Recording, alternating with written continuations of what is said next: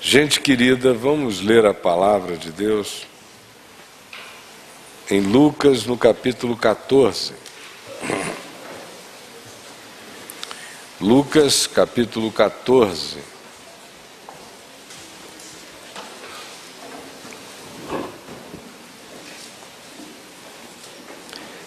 Do verso 15 ao verso 24. Lucas, capítulo 14, do verso 15 ao verso 24.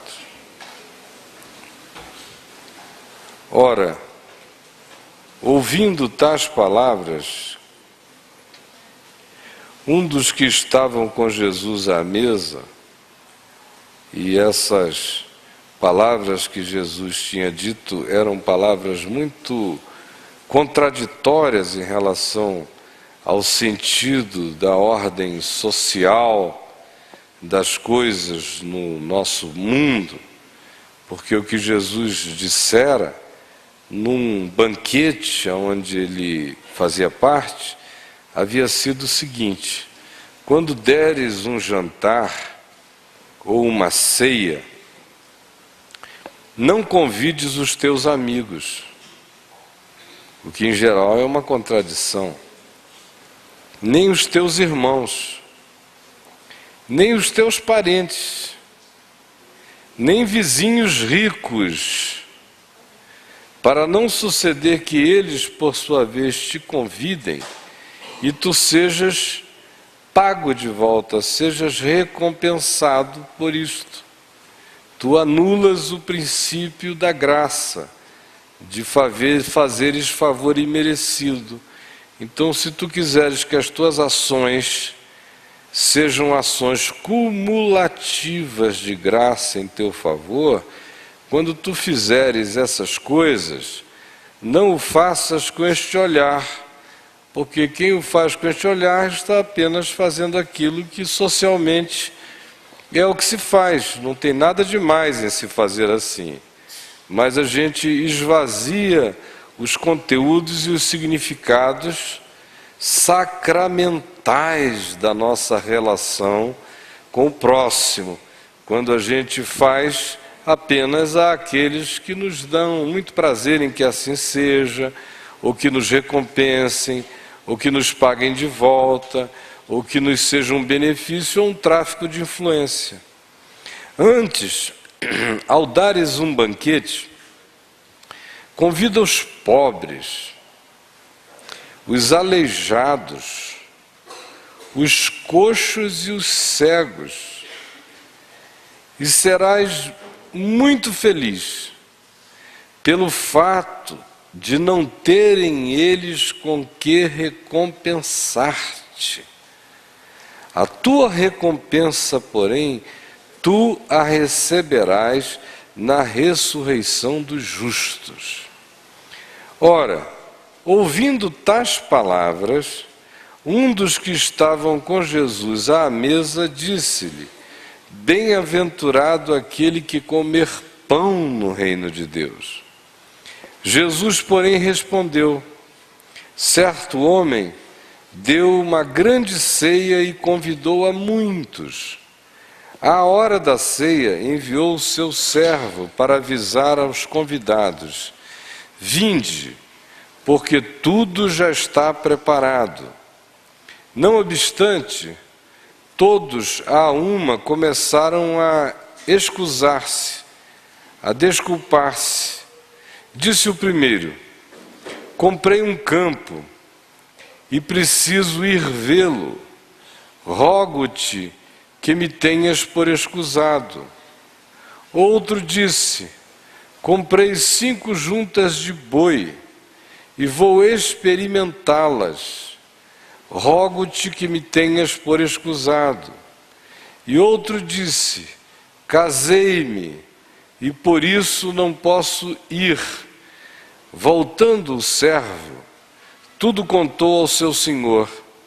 Então, irado, o dono da casa disse ao seu servo: sai depressa para as ruas e becos da cidade e traze para aqui os pobres, os aleijados, os cegos e os coxos. Depois disse o servo: Senhor, está feito como mandaste e ainda há lugar. Respondeu-lhe o Senhor: sai pelos caminhos e atalhos e obriga a todos a entrar, para que fique cheia a minha casa. Porque vos declaro que nenhum daqueles homens que foram convidados provará da minha ceia. Vamos abrir agora em Mateus, no capítulo 22,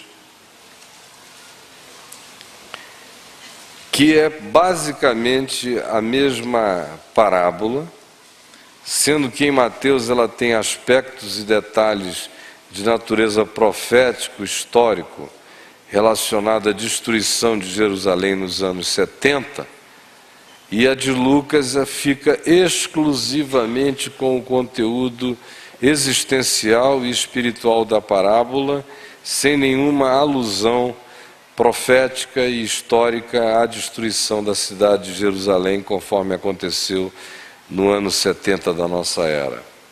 E eu quero que a gente leia do verso 11 ao verso 14 de Mateus 22.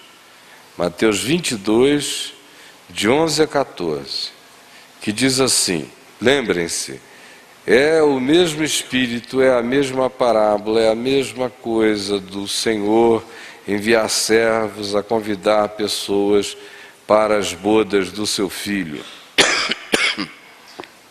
E todos excusando-se quanto a participarem.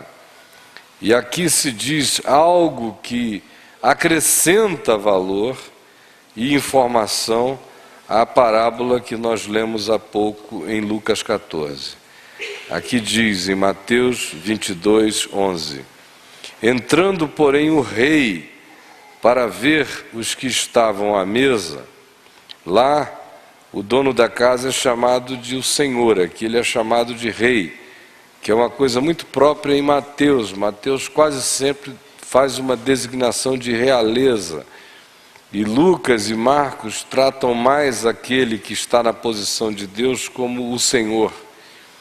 Entrando, porém, o rei para ver os que estavam à mesa, notou ali um não trazia veste nupcial, e perguntou-lhe: amigo, como entraste aqui sem veste nupcial?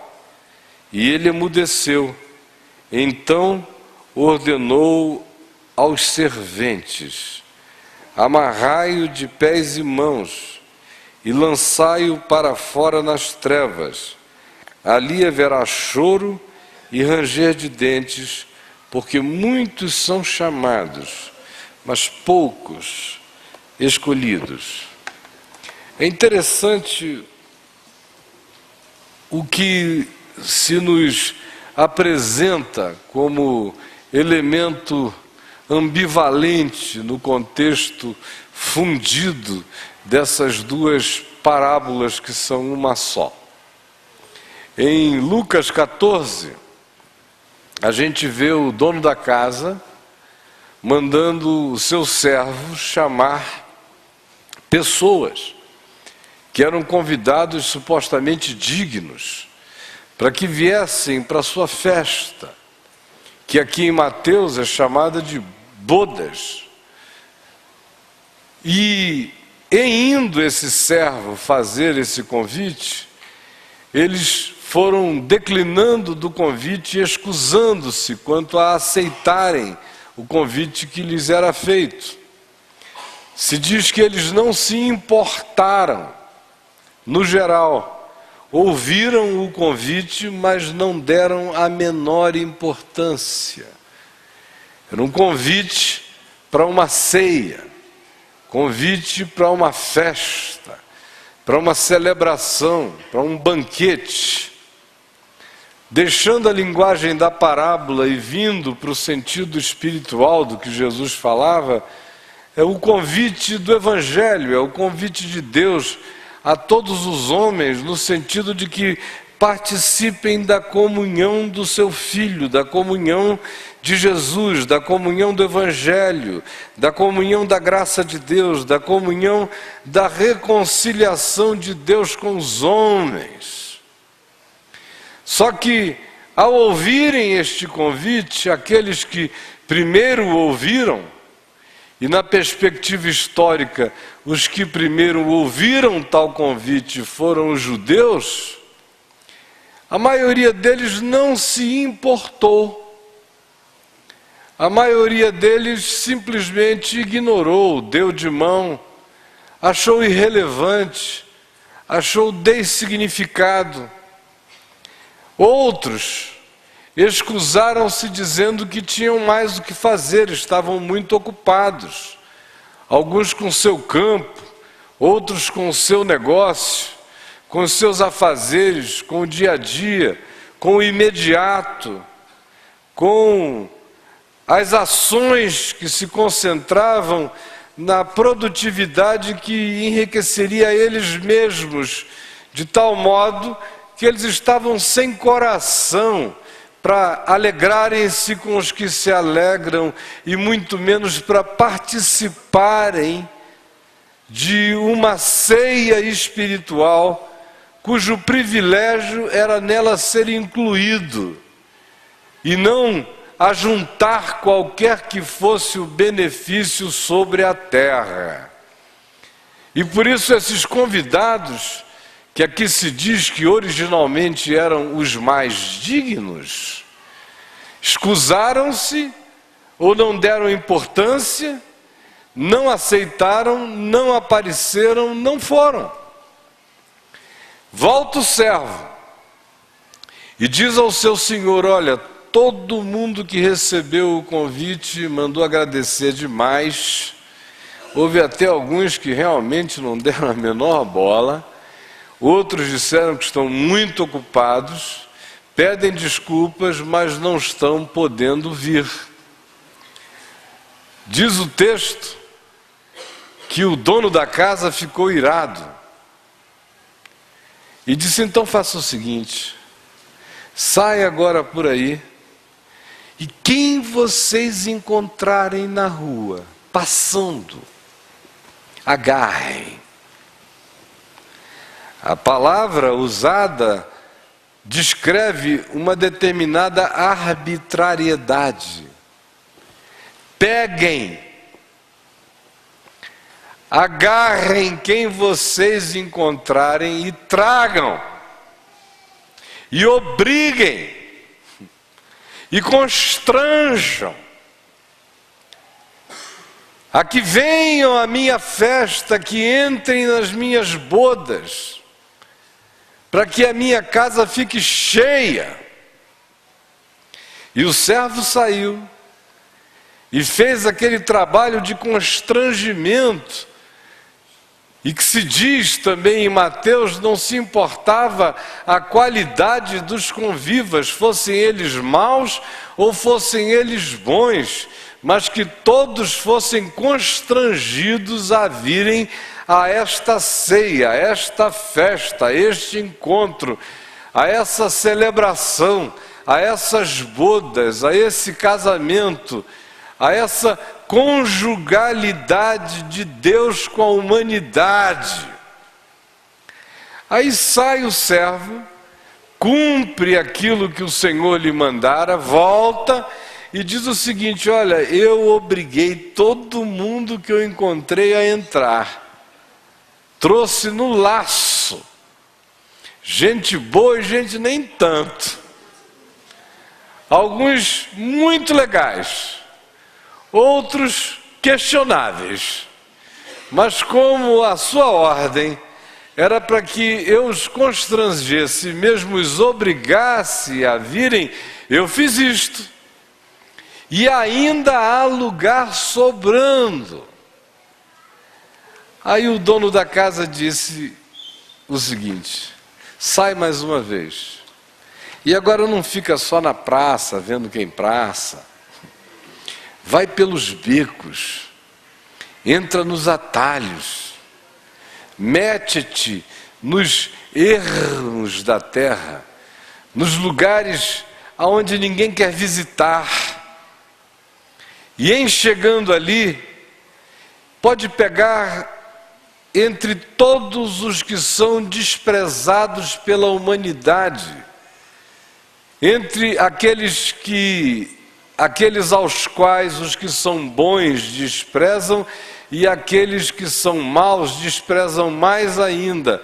Pega os absolutamente desafortunados, aqueles dos quais em geral as pessoas fogem, e obriga-as a virem e a entrarem e a tomarem lugar à mesa na minha festa. E ele foi e encontrou os cegos, os coxos, os paralíticos, aqueles que a sociedade, especialmente no primeiro século, deixava em lugares absolutamente desprivilegiados, e os obrigou, e os carregou, e os botou em macas, e criou uma logística de transporte, mas levou todos eles, levados pelas mãos, tropeçantes ou carregados, de qualquer que fossem os modos e formas, e os introduziu agora ao banquete. E diz agora o texto de Mateus, já não o de Lucas, que o servo foi e disse: olha, a casa agora está cheia. Tem gente boa, tem gente nem tão boa assim. Tem gente sadia e tem gente muito doente. Tem gente impensavelmente enferma e doente. Mas a casa está cheia. Aí o rei, ou o dono da casa, resolveu entrar. E quando ele entra, e ele avista o povo, ele viu a pluralidade daquele ajuntamento. Gente bonita, gente feia, gente saudável, sarada e forte, gente coxa, gente manca, gente torta, gente cega, gente remelenta, gente leprosa, pessoas de todos os tipos, caráter bom, perceptível por ações simples e generosas, ou outros com a fisionomia marcada pela malandragem dos anos. E ele olhou e não observou nenhum desses detalhes, nenhum desses aspectos. O que se diz aqui em Mateus é que o olhar dele foi direto, não no cego, não no coxo, não no remelento, não no aleijado, não no que tinha cara de filântropo, nem tampouco no que tinha cara de uma história de malandragens. Ao contrário, ao olhar, os olhos dele foram diretos numa peculiaridade única. Ele viu ali, no meio de todos, em meio à festa, notou ele um homem que não trazia veste nupcial. Era um banquete de núpcias. E ele, que convidara a todos para virem, não só dava a festa, mas vestia a cada um dos que entravam pela porta com vestes adequadas à celebração que ele mesmo patrocinava, promovia e desenhara. De tal modo que não importasse quem fosse, cego, coxo, paralítico, bom caráter, mau caráter, filântropo ou malandro, se tivesse sido constrangido e aceitado o convite, se tivesse sido convidado e se deixado carregar para lá, todos à porta vestiam-se com roupas idênticas, as vestes nupciais patrocinadas pelo Senhor das bodas do seu filho. E quando ele entra, ele vê que estão todos vestidos a caráter, exceto um, que não se vestira das vestes nupciais. Exceto um. E olhem só o que se diz aqui a esse respeito. É algo forte, porque o que se afirma é que o rei, ou dono da casa, lhe perguntou: amigo, como entraste aqui sem veste nupcial? Que foi que te fez pensar que tu tinhas qualificações especiais para entrares na minha festa, para entrares na minha casa, para fazeres parte das minhas bodas, da minha alegria, da minha comunhão, do meu convívio, sem vestes nupciais, sem as vestimentas patrocinadas por mim? Como foi que tu entraste aqui sem vestes nupciais? E ele emudeceu. E o que se diz na sequência é mais veementemente forte ainda, porque se afirma: então ordenou o rei aos serventes, dizendo: amarrai-o de pés e mãos. Olha a cena, amarraram o cara, pés e mãos, fizeram um feixe do cara. E ele disse: lançai-o para fora, sacode pelo pé e pela mão e joguem-no nas trevas. Ali haverá choro e ranger de dentes, porque muitos são chamados, mas poucos os escolhidos. Agora, acompanhem comigo a aparente contradição dessa história. Primeiro, são convidados indivíduos considerados dignos do convite, e eles rejeitaram. Os que rejeitaram apresentaram as suas razões de indiferença ou de prioridades totalmente superiores na sua perspectiva à aceitação de um convite de amor e de comunhão e de convívio com o Rei dos Reis, com o Senhor dos Senhores, com o Deus dos deuses, na alegria do pertencimento e da imersão da vida no banquete eterno da graça de Deus. Trocaram o eterno pelo temporal, trocaram o sublime pelos interesses imediatos e disseram: não queremos. Volta ao servo e diz: essa foi a troca que eles fizeram, essa foi a resposta que eles deram, e agora? A ordem do rei é: sai e obriga todos a entrarem, maus e bons, não importa. Já não são mais apenas aqueles que têm pedigree, ou que têm história, ou que têm genealogia, ou que têm um comportamento ilibado, porque esses de comportamento ilibado e de conduta supostamente digna fizeram uma opção. Eles disseram que são indignos do meu banquete, na medida em que disseram que o meu banquete não lhes interessava, ou que as suas prioridades importavam infinitamente mais do que a minha oferta. Então sai agora e obriga todos a entrarem, maus e bons. Ele vai, sai, convida, traz e ainda há lugar.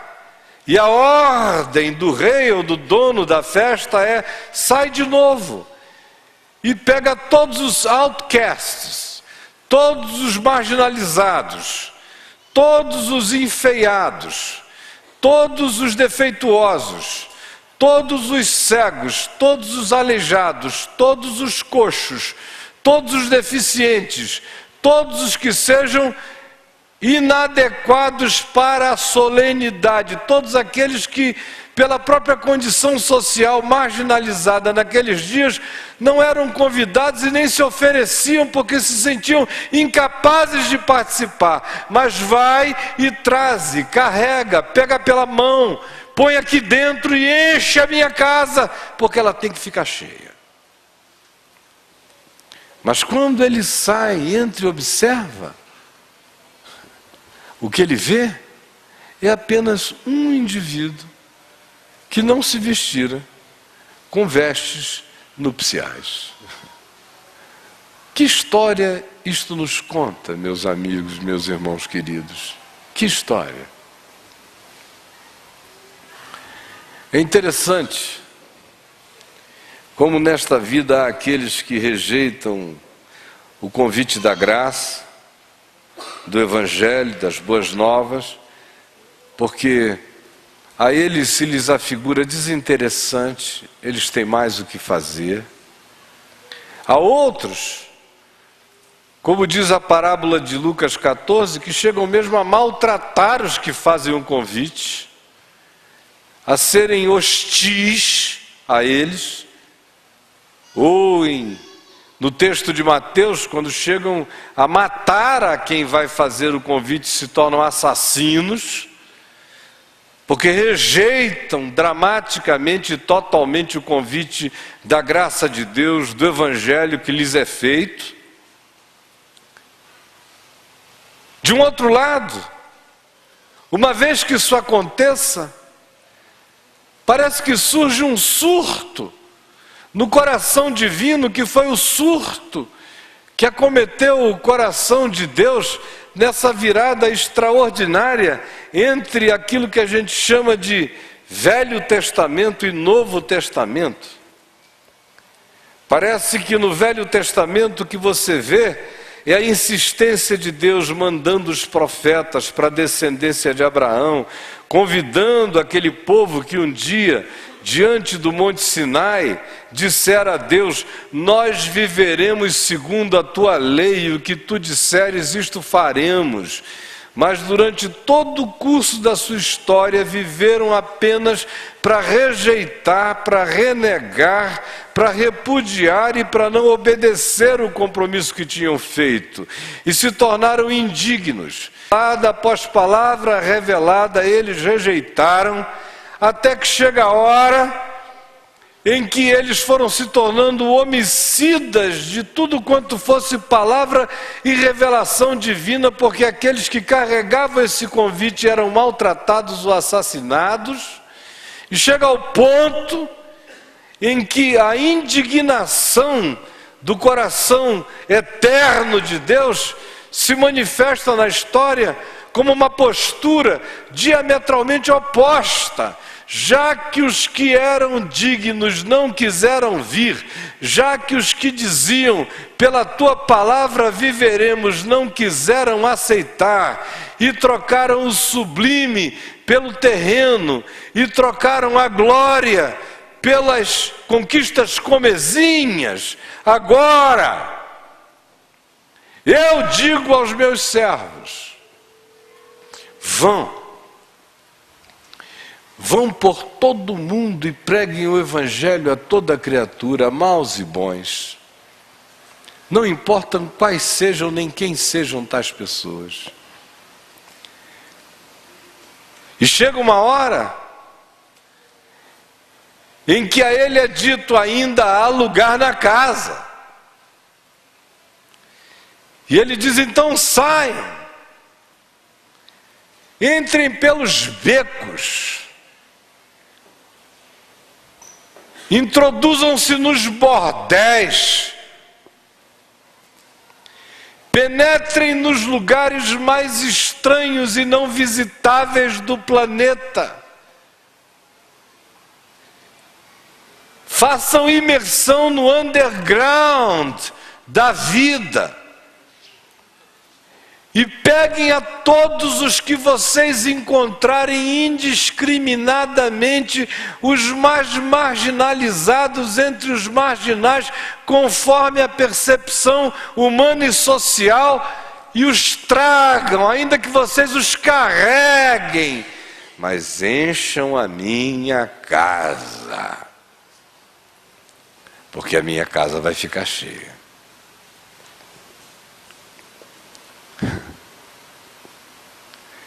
Quer dizer,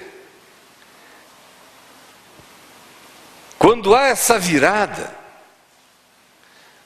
o primeiro convite já tinha sido feito de graça, porque ninguém pagava nada, era só vir. Os convidados é que pareciam ser mais adequados. Mas como eles rejeitaram o convite, essa graça se torna abusiva, se torna mais do que superabundante, se torna praticamente estuprante. Obriga todos a entrarem, se torna indiscriminada, sejam eles maus, sejam eles bons, se torna absolutamente despreconceitualizada, sejam eles pobres, coxos, cegos, de que natureza sejam os mais marginais entre os marginalizados, traze-os, carrega-os, porque onde abundou o pecado, aí superabundará sempre a graça, e obriga-os a entrarem. Só que de repente, ele entra na festa e ele olha, e está lá um carinha,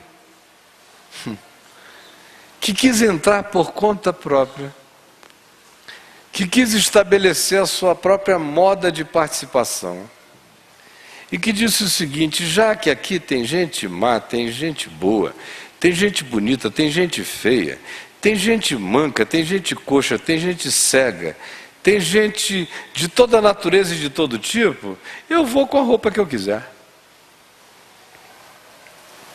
Já que tudo é indiscriminado, a minha roupa será também indiscriminada. O estranho, todavia, e obviamente isso é uma parábola, a simbolização espiritual disso é uma outra, vocês vão perceber, é que realmente tudo era indiscriminado, exceto a vestimenta. Qualquer um podia vir, mas tinha que vir vestido com as vestes da provisão do rei. A indiscriminação era absoluta, desde que todo aquele que em qualquer outro momento da vida tivesse sido discriminado, se fizesse nessa assembleia vestindo as roupas nupciais fornecidas pelo Pai, pelo dono da festa, pelo Rei da vida. Aí você me pergunta, e o que isso tem a ver comigo hoje? A gente está aqui numa assembleia de total indiscriminação. Tem todo tipo de gente, com todo tipo de história. Ninguém é examinado, não se faz anamnese da existência de ninguém. Todo mundo é aceito, todo mundo é acolhido. A ordem do Evangelho é que aonde quer que o ajuntamento da graça de Deus aconteça, onde quer que as bodas da celebração da salvação e da bondade de Deus estejam acontecendo, aí não haja nenhum tipo de discriminação. De modo que tem uns que chegam e que são pessoas naturalmente boas, generosas, carinhosas, afáveis, inclusivas, solidárias. Há outras que são carne de pescoço, que são difíceis, que são meio indomáveis, que dão muito trabalho, que são cheias de idiosincrasias e de esquisitices, e de manias, e de juízos, e de interpretações estranhas. Alguns carregam antigas malandragens, alguns vêm viciados, com espertezas torpes, mas ninguém está sob escrutínio nenhum, todos estão sendo convidados. Alguns vêm com deficiências, não as físicas, porque são todas absolutamente irrelevantes, mas vêm espiritualmente coxos, existencialmente aleijados, psicologicamente deficitários, mental e espiritualmente meio cegos ou inteiramente cegos, tateantes. E nada disso importa, não importará jamais. A indiscriminação é total, a graça é absoluta, desde que ninguém queira ser engraçadinho,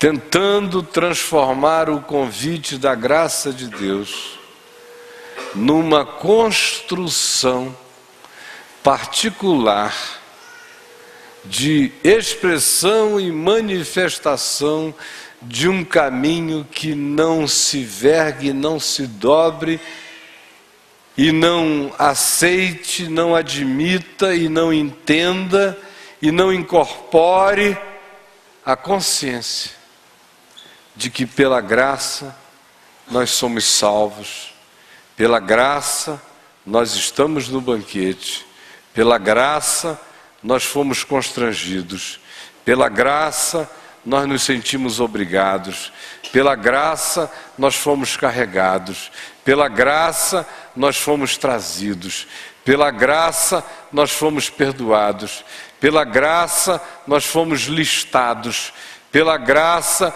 as portas se abriram, pela graça nossa maldade foi cancelada, pela graça nossa bondade não se transformou em maldade de arrogância, pela graça nossa feiura se aformoseou na imputação da bondade de Deus sobre as nossas vidas, pela graça todas as coisas que nos eram deficitárias foram completadas, pela graça a minha inadequação foi vestida, pela graça a minha impossibilidade se tornou possível em Deus, pela graça a minha falta de pedigree ganhou a legitimação de um herdeiro de Deus e co-herdeiro de Cristo Jesus. Porque pela graça eu sou salvo mediante a fé, isto não vem de mim, é um dom de Deus, não vem nem das minhas boas obras, como também as minhas obras mais do passado não me impedirão de prová-la hoje, se eu me deixar constranger e obrigar pelo convite e entrar na casa da salvação e do amor de Deus. Pela graça eu sou salvo mediante a fé. Isto não vem de mim, é dom de Deus, e não vem das minhas boas obras para que ninguém se glorie. Mas sempre tem um engraçadinho que quer se gloriar. Eu entrei aqui, não vesti nada. Eu entrei aqui porque eu já tinha roupas muito bonitas. Eu faço o meu próprio fashion. Eu sou o meu designer de mim mesmo. É aquele cara que não aceita ser justificado pela graça de Jesus e de Jesus somente. Seja porque ele acha que as condições da humanidade dele são muito belas e sedutoras até para Deus, seja porque ele acha que a moralidade dele é tão perfeita e impoluta que ele se veste e não admite trocar suas vestimentas pessoais por nenhuma vestimenta que Deus diga, essa é a que vestirá a sua nudez aos meus olhos. Ou seja, por causa de apego caprichoso a sua própria maldade e que diga: já que ele me convidou, ele que me banque até o fim, eu não vou me vestir com essas vestes. Ele disse que eu estava convidado, mal ou bom, então eu ficarei malzinho até o fim na festa dele. Ou seja, aquele que diz: ele sabia que eu era torto, ele sabia que eu era troncho, ele sabia que eu era cego, me chamou, mandou me carregar, me botar lá, então eu, além de cego, troncho e torto, vou ficar vestido com as minhas roupas de mendigo e não aceito nenhuma vestimenta que me vista aos olhos dele. Aliás, eu nem sei quem ele é que me chamou, eu sou cego, ele quis que eu fique aqui, ele que me aceite desse jeito, eu vou me vestir como eu desejo. Não há nenhuma indiscriminação, todos são convidados, mas todos os convidados precisam saber uma coisa, que é aquela que o apóstolo Paulo nos fala em 2 Coríntios, no capítulo 5, no versículo 3, quando ele fala desse mesmo princípio espiritual, e eu quero que vocês leiam aqui, em 2 Coríntios, capítulo 5, verso 3. Quando ele fala do dia em que a gente vai entrar definitivamente nessa festa eterna, quando a gente vai ser revestido da nossa habitação celestial, mas cuja realidade ganhará consumação final ainda, mas já está instalada em nós agora, de tal modo que Paulo diz que isso acontecerá conosco, que nós seremos revestidos da nossa habitação celestial, se todavia formos encontrados vestidos e não nus. Se formos encontrados vestidos e não nus.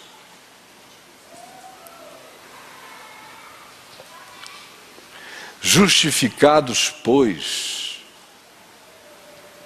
mediante a fé, nós temos paz com Deus por meio de nosso Senhor Jesus Cristo. Agora olhem aqui para mim. O convite é feito a todos.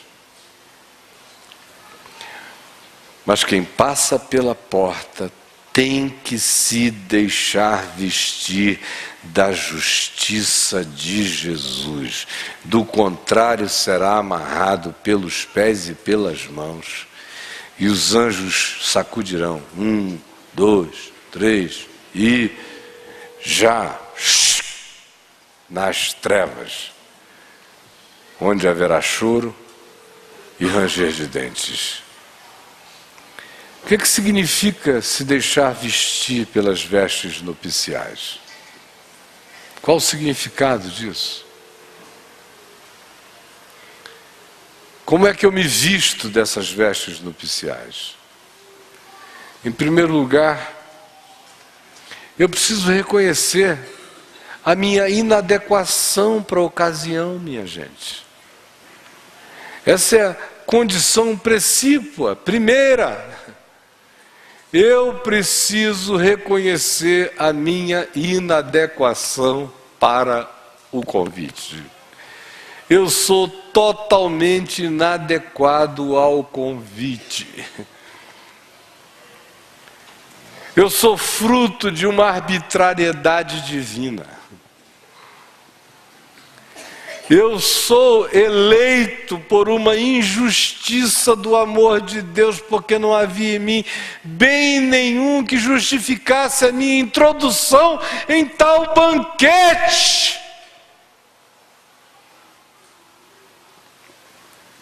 A graça de Deus é arbitrária. É isso que a maioria de nós não entende. Eu vou dizer mais uma vez para você, a graça de Deus é arbitrária, é favor imerecido. Jesus ilustra de muitas formas essa arbitrariedade. Entre elas, quando ele conta aquela parábola dos trabalhadores que um certo homem mandou contratar desde de manhã cedo. E ele foi à praça e viu um grupo às 6 horas da manhã sem fazer nada e disse: venham trabalhar na minha vinha e eu lhes darei o salário X pela jornada deste dia. Às 9 da manhã ele encontrou outros desocupados na praça e disse: vão trabalhar na minha vinha, eu lhe darei o que for justo. Ao meio-dia ele voltou e disse aos que estavam ali sem fazer nada: ide trabalhar na minha vinha e eu lhes darei o que for justo. Às 3 da tarde ele voltou e disse: ide trabalhar na minha vinha e lhes darei o que for justo. Às 5 da tarde ele foi ainda à praça, encontrou um grupo que estava sem fazer nada e disse: por que vocês ficaram aqui desocupados o dia inteiro? Vão trabalhar 1 horinha que seja na minha vinha, eu lhes darei o que for justo. Quando deu 6 horas da tarde, o dono da vinha chamou o seu capataz e disse: comece a pagar pelos que começaram primeiro às 6 horas da manhã.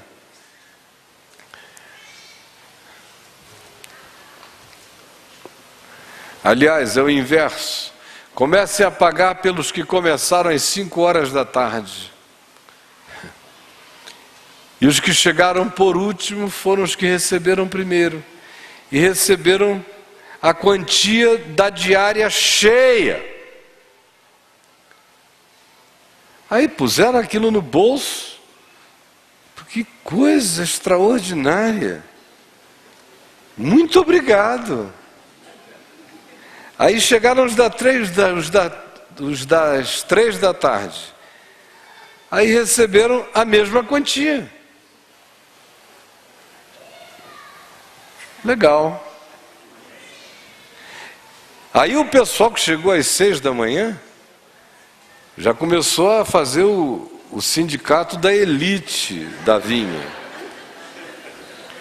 Aí eles disseram: bom, se os caras que trabalharam 1 hora ganharam o que o homem tinha dito que ia dar para a gente, que chegamos às 6, pô, a gente vai ganhar aí pelo menos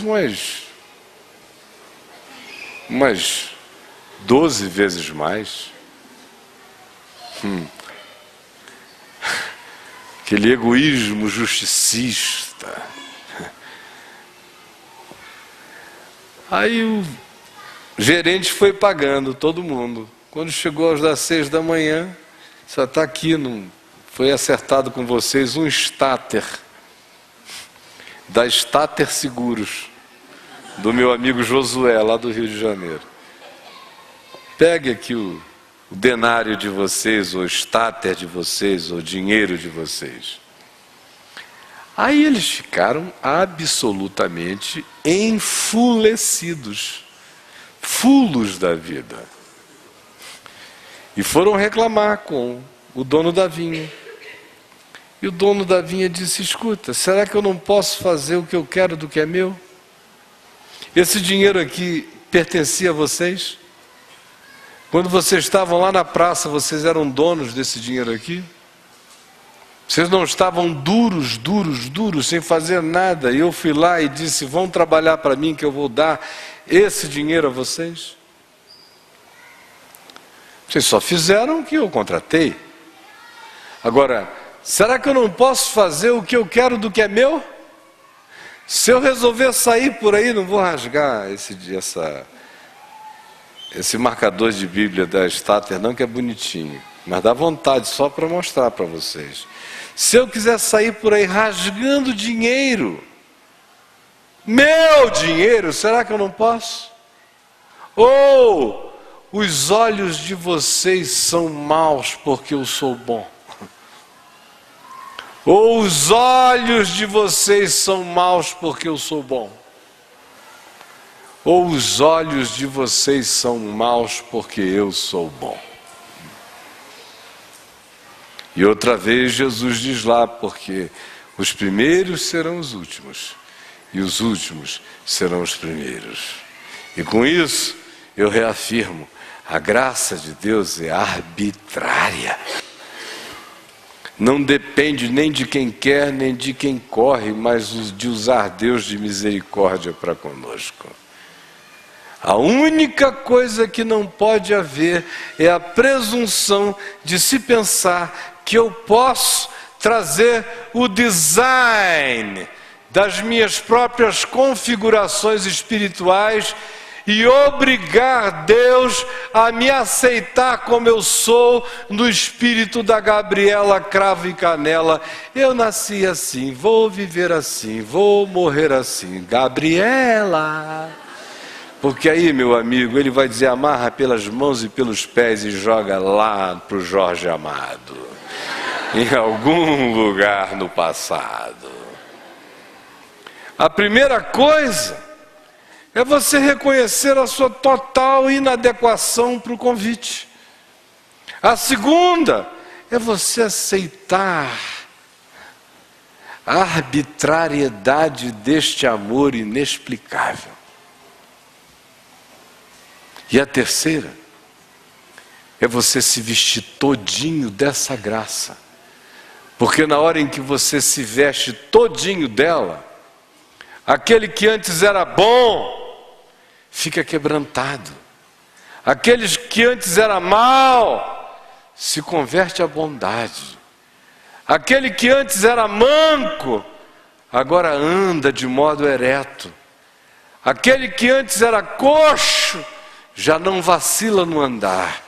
Aquele que antes era cego, agora tudo pode enxergar. Porque quem me adequa com perfeição para participar dessa graça eterna é a justiça que me é imputada e que me veste.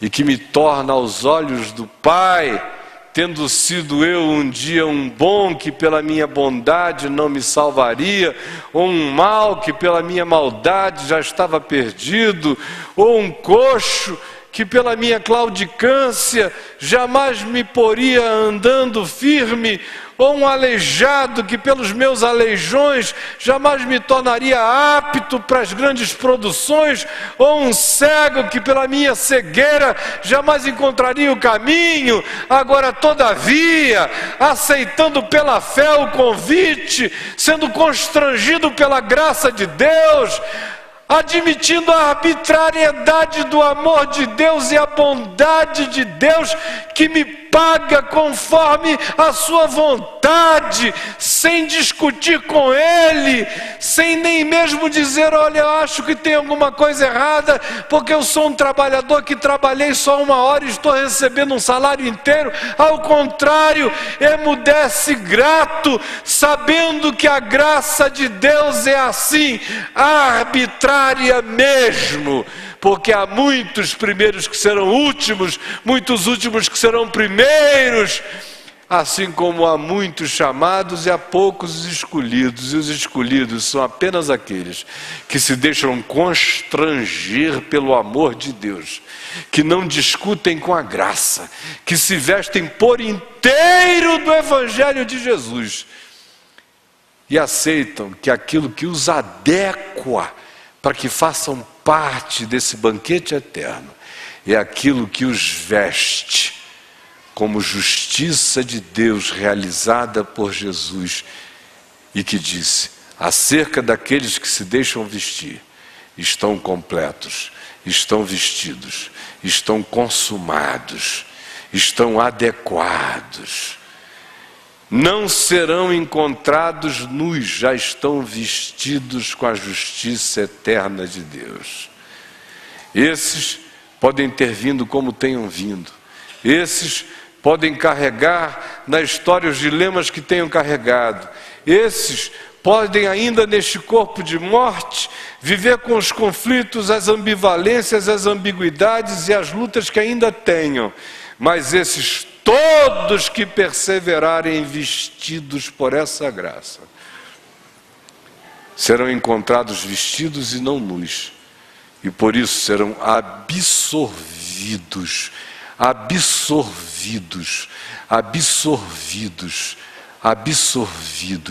pela plenitude do que é celestial e que já está designado para cada um deles em nome de Jesus.